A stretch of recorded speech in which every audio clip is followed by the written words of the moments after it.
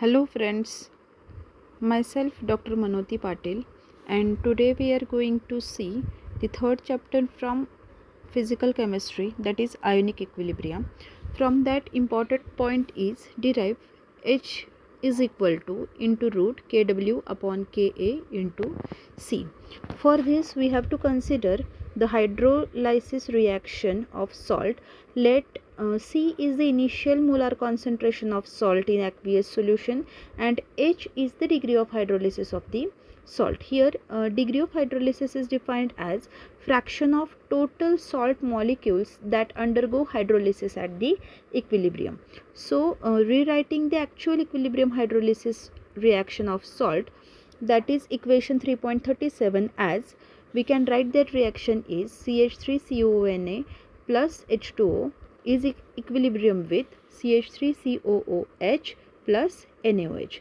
So we have to consider the initial molar concentration of CH3CONA is C and CH3COOH is 0 and NaOH is 0.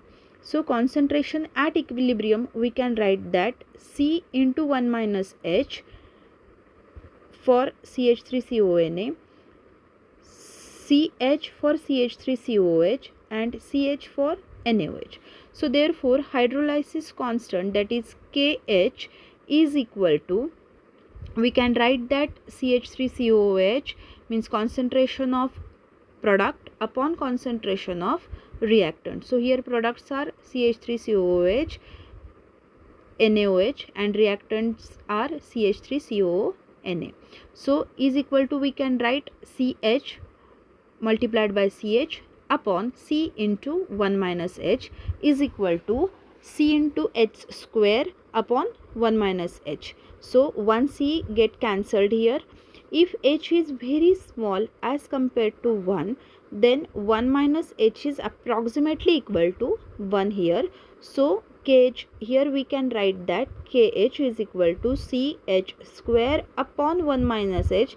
Here 1 minus H is approximately very small. So we can remove that term and we can write that C multiplied by H square only.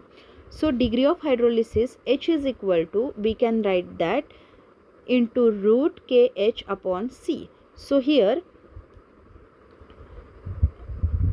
H square is equal to KH upon C was there, and for H only we have to take the square root. So here into square root KH upon C is there.